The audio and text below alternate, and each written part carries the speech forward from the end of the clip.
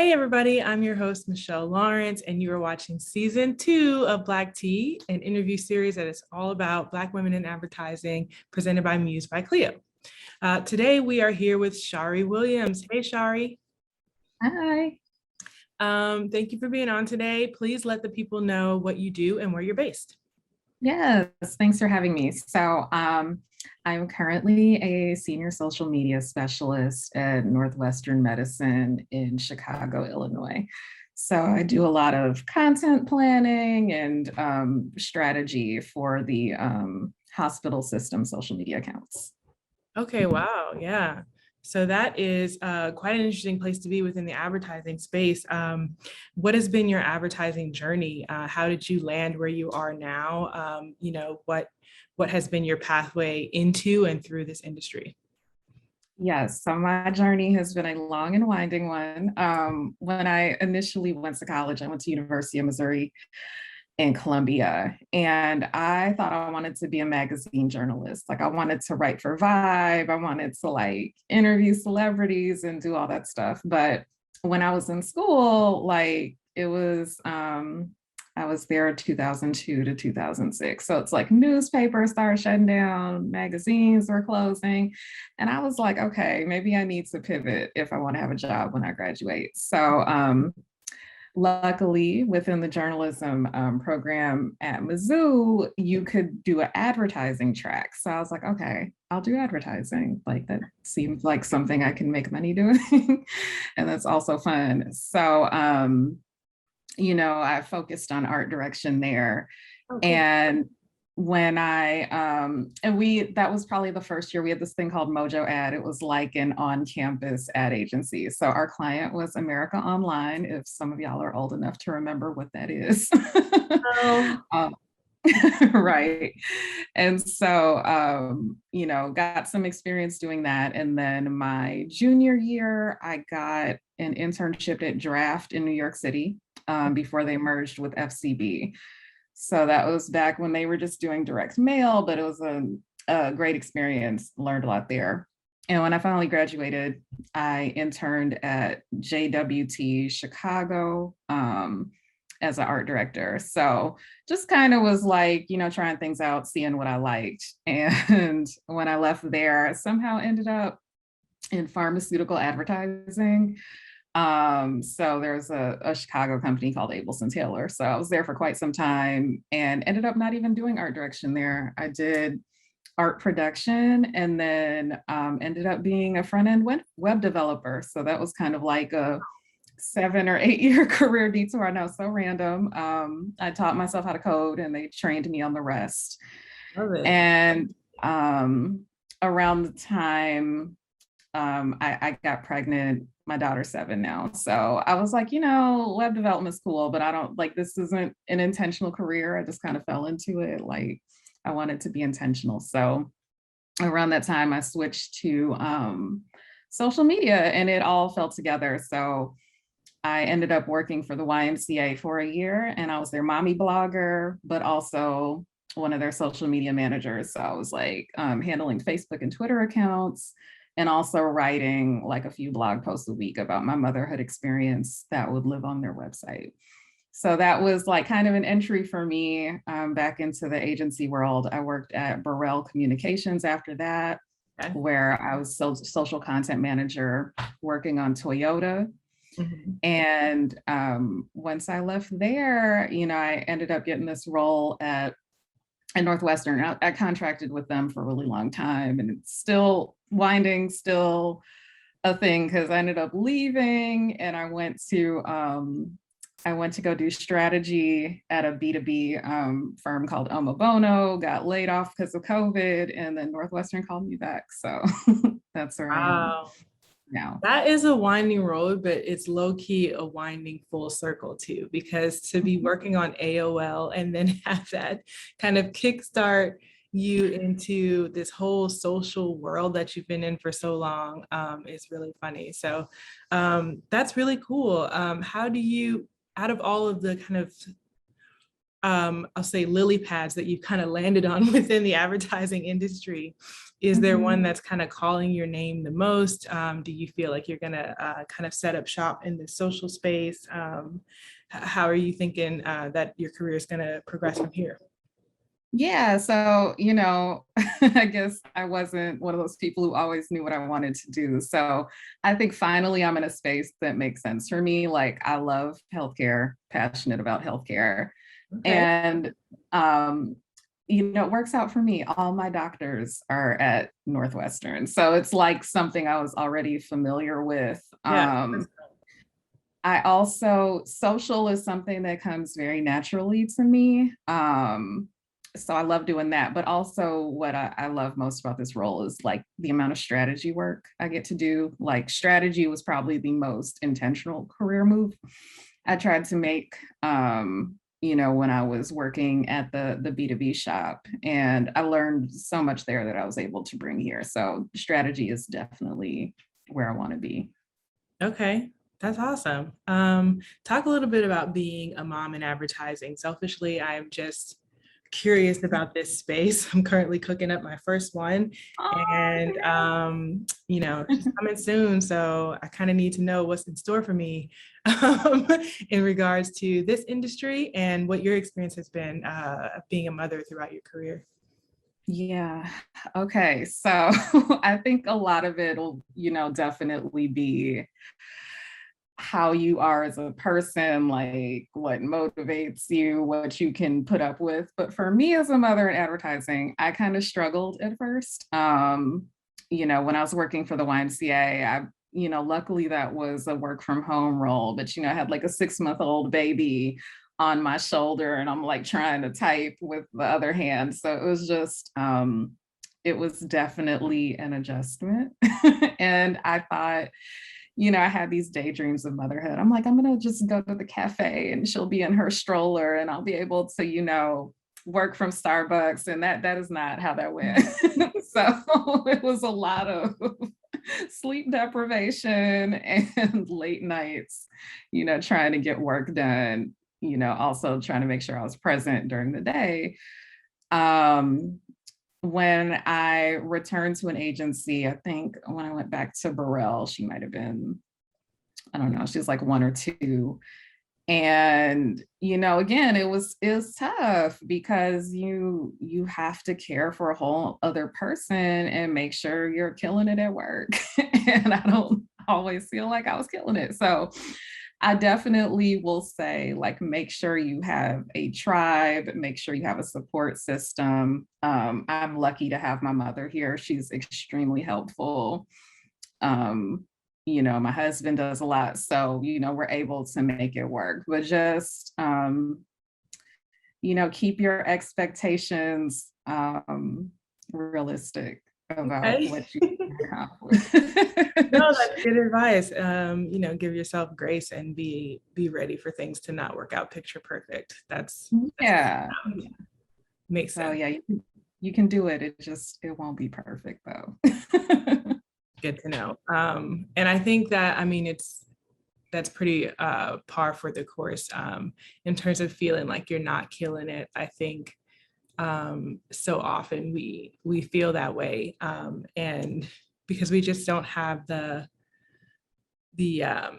legacy of how do I put this? Just white male confidence to where you feel like you're killing it no matter what. Like, I think, we're a little bit more introspective and critical of ourselves because we have to be so often. And you probably were killing it is the point that I'm making. Because people really don't want to see any slips. It's crazy, like no matter what's going on with you. That leads me to another question I want to ask you about which is something that I also had a little bit of experience about, and that's working with depression and anxiety. I know you mentioned that this is something that you maybe wanted to talk about. So talk a little bit about your experience with that and what you've learned. Yeah, oh man.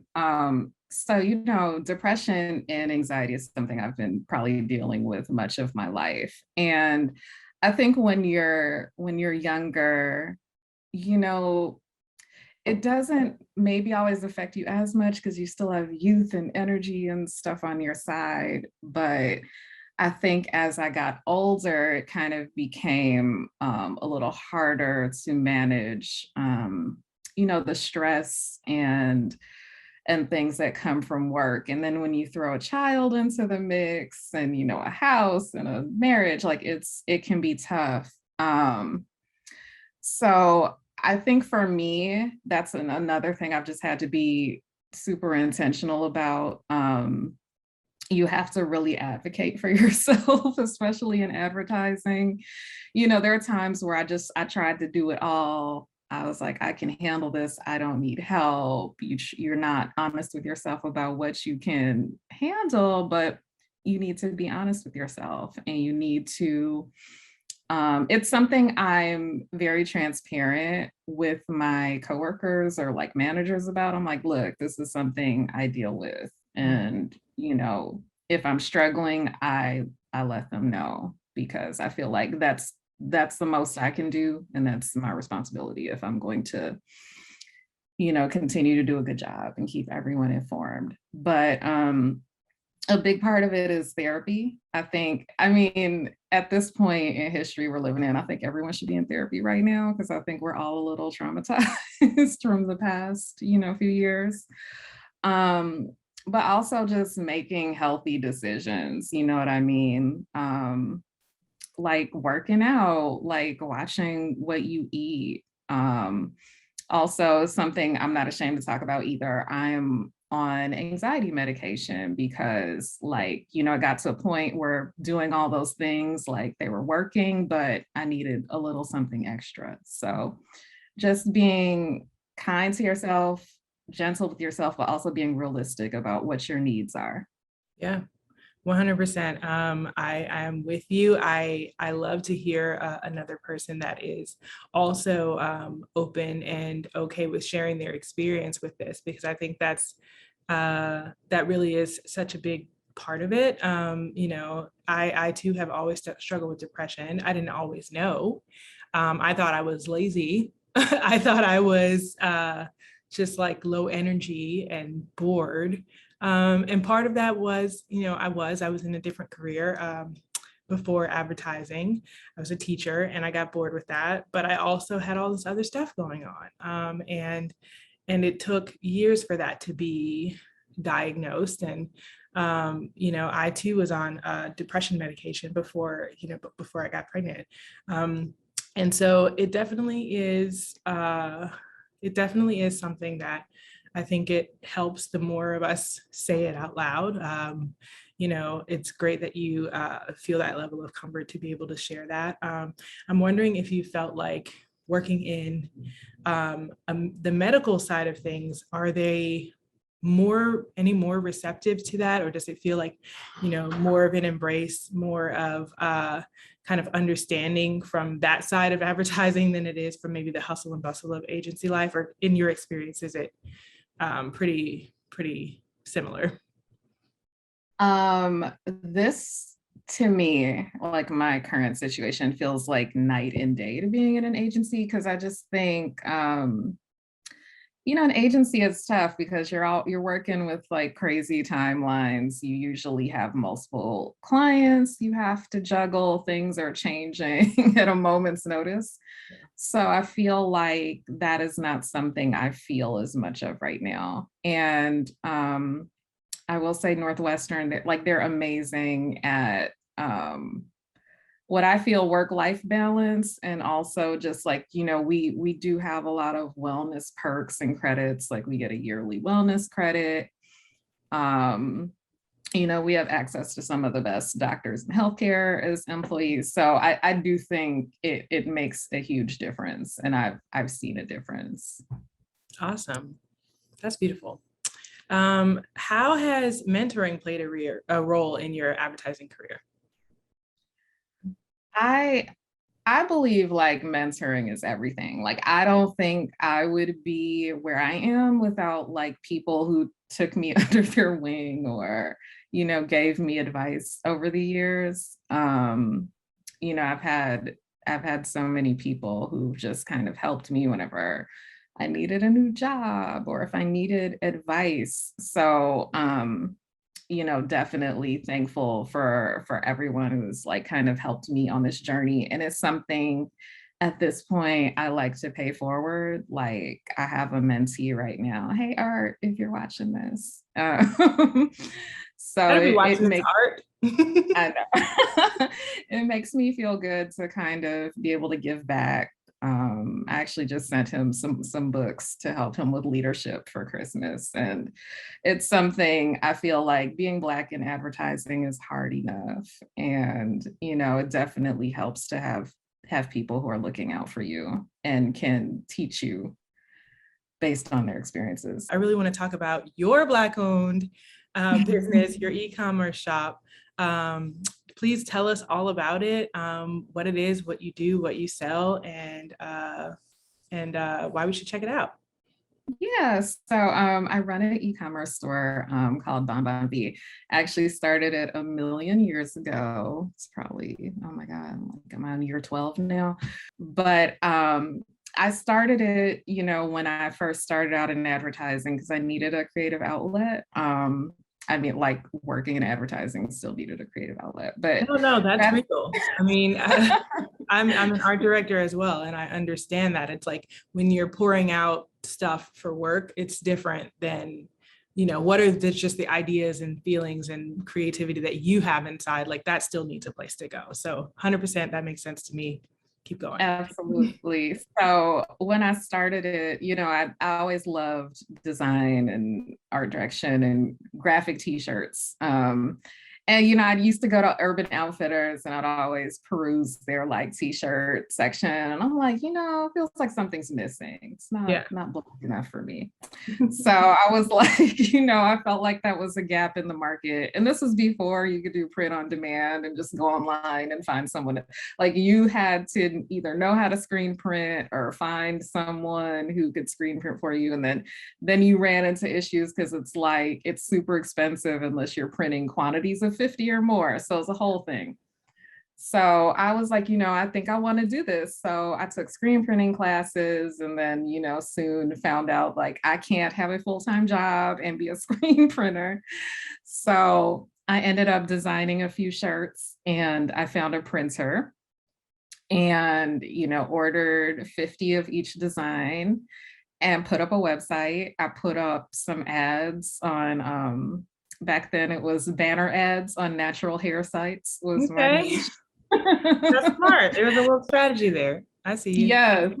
And I did that and I immediately had sales. I had sales my first day and that was like such a great feeling. Now looking back, did I know how to run a business? Absolutely not, but I made it work. I was proud of the things I was able to do because it's always just kind of been me. I've been featured in Essence and Ebony. I've, been on television, I've had segments. I've had celebrities wear my stuff. One of my favorites was Issa Rae before she blew up. She was still doing Awkward Black Girl, I believe. I asked her if she wanted to wear one of my shirts and she did. I love that. Yeah, it was just like, it felt like things were so much easier back then. I would just ask people and they would do it. It's easy. So, yeah, but you're still live today. Things are still up. The products are cute. I did take a look. There's some cute stuff in there. So that's amazing. Wow. And if Issa Rae likes it, I love it. So there it is. Well, thank you. I want to thank you so much for coming on, Shari. And I love your story. I love your transparency and your journey. And I can't wait to see where you go next. Thank you for joining. Thank you for having me. Of course. And everybody out there, thank y'all so much for watching Black Tea. Please go to musebycleo.com/Black Tea to find all of our other episodes. And also follow us on Instagram @SipBlackTea. And we will see y'all soon. Bye.